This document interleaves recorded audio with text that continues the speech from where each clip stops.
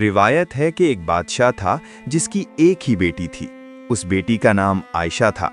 بادشاہ اپنی بیٹی سے بے انتہا محبت کرتا تھا، اس کی ہر خواہش پوری کرتا اور ہر ضرورت کا خیال رکھتا۔ شہزادی عائشہ کے پاس ہر وہ چیز تھی جو کسی بادشاہ کی بیٹی کے پاس ہونی چاہیے: قیمتی جواہرات، شاندار کپڑے، سونے چاندی کے زیورات اور ایک عالی شان محل۔ مگر بادشاہ اکثر اس سے ایک سوال کرتا تھا: بیٹی عائشہ، یہ سب نعمتیں تمہیں کس نے دیں؟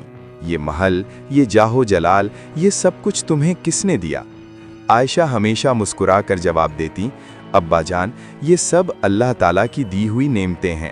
یہ جواب بادشاہ کو ناپسند آتا۔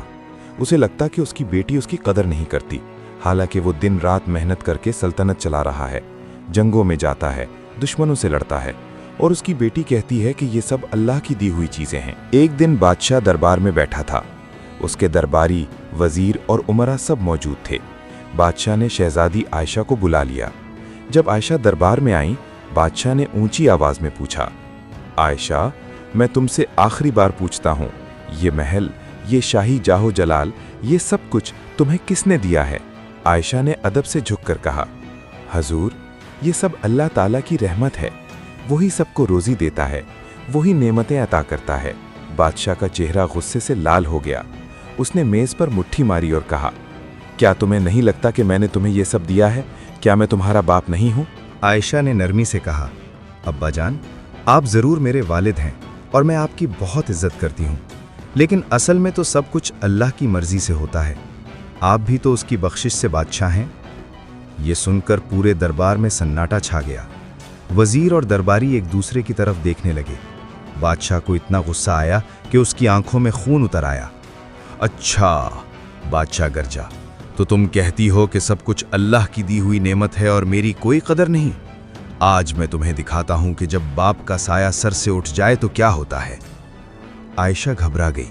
اس نے کہا: ابا جان، میں نے آپ کی کوئی بے ادبی نہیں کی، میں تو صرف چپ تھی۔ بادشاہ نے اسے درمیان میں روکا۔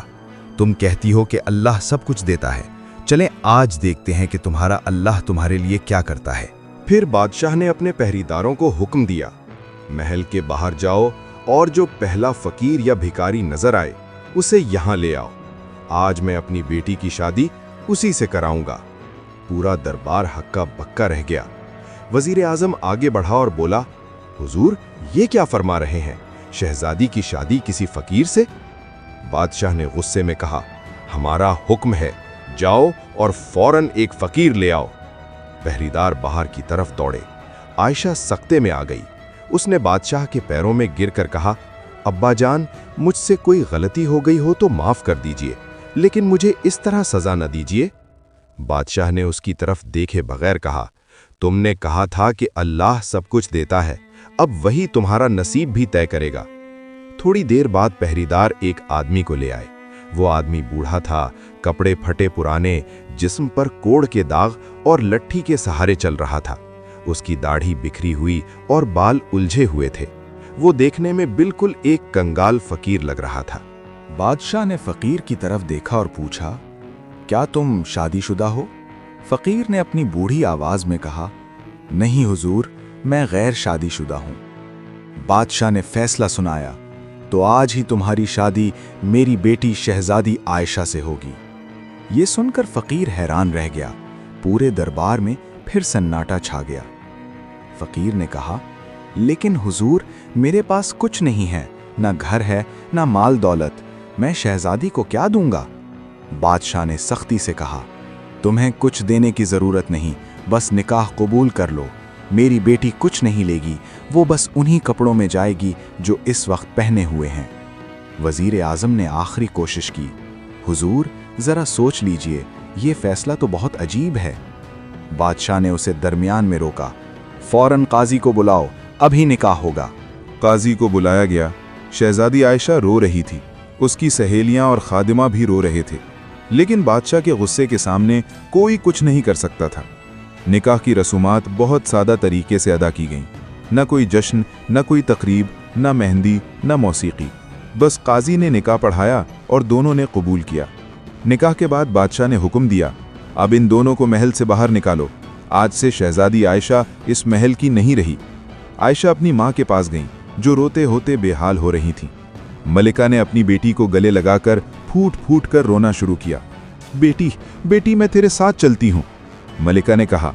लेकिन बादशाह ने मना कर दिया, उसे अकेले ही जाना होगा।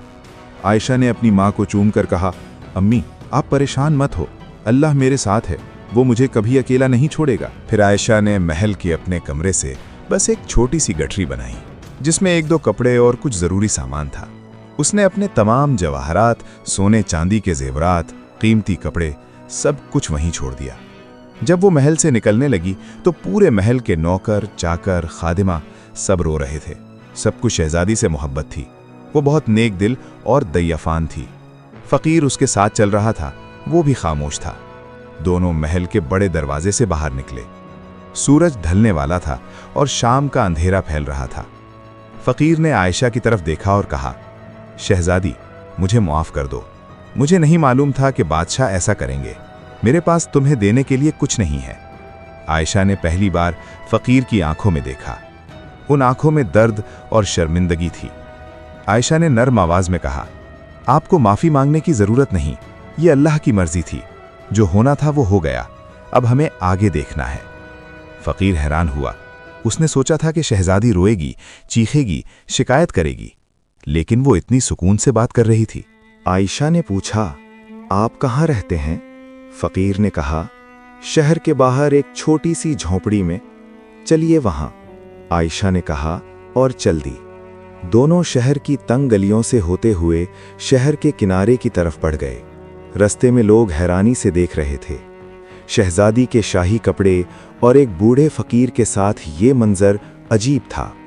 आखिरकार वो एक बहुत छोटी टूटी फूटी झोंपड़ी के सामने रुके। झोंपड़ी की छत में कई जगह सुराख थे, दीवारें कच्ची थीं और दरवाज़ा टूटा हुआ था।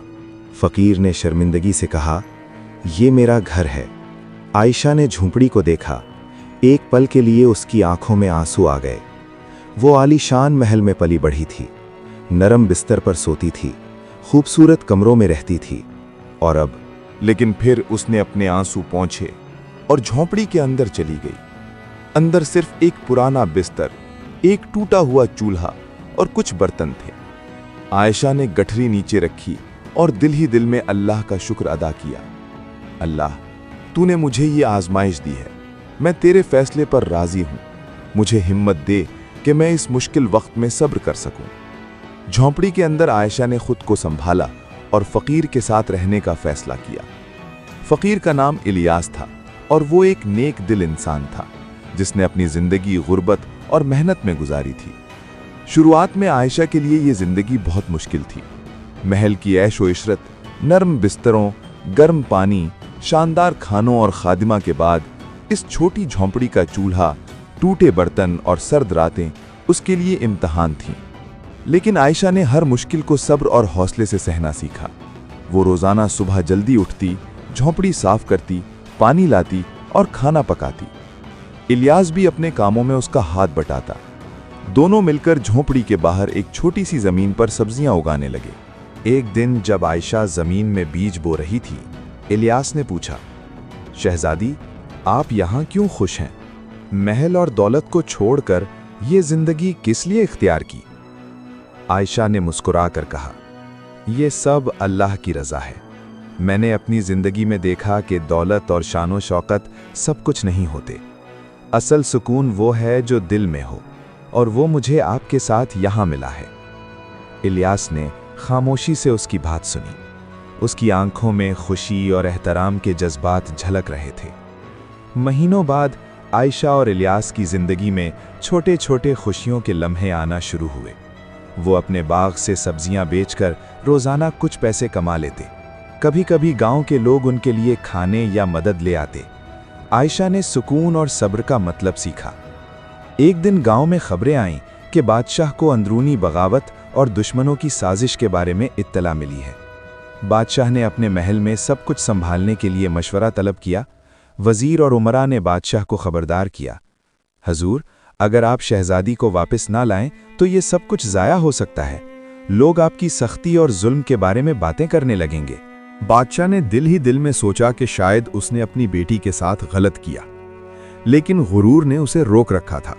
इसी दौरान आयशा और इलियास अपनी छोटी सी जिंदगी में खुश और मुतमईन थे। आयशा ने इलियास को तालीम देने का फैसला किया और वो दोनों मिलकर इल्म हासिल करने लगे। आयशा ने फ़कीर गांव के बच्चों को भी पढ़ाने शुरू किया। उसका मकसद ये था कि वो बच्चों की ज़िंदगी में रोशनी डाले, जैसा कि अल्लाह ने उसकी ज़िंदगी में दिखाई थी। एक दिन गांव के लोग आयशा की खिदमत और नेकी की तारीफ करने आए।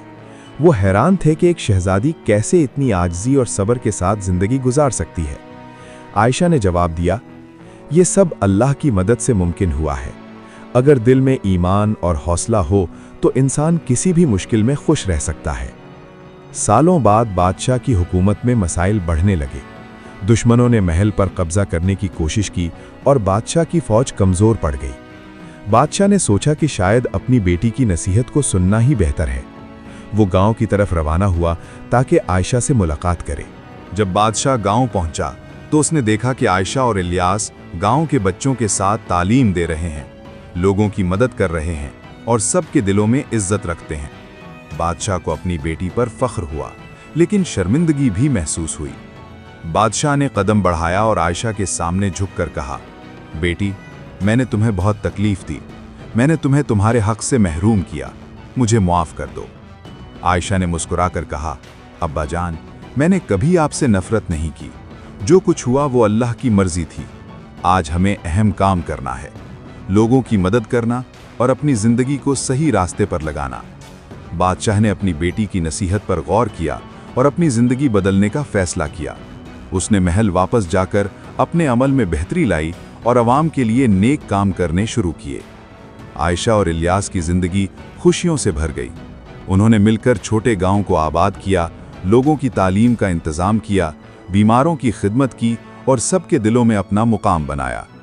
यूं शहजादी आयशा और फ़कीर इलियास ने साबित किया कि दौलत और शान व शौकत इंसान की हकीकी खुशी का जरिया नहीं, बल्कि सब्र, ईमान, मोहब्बत और खिदमत ही असल खजाना है।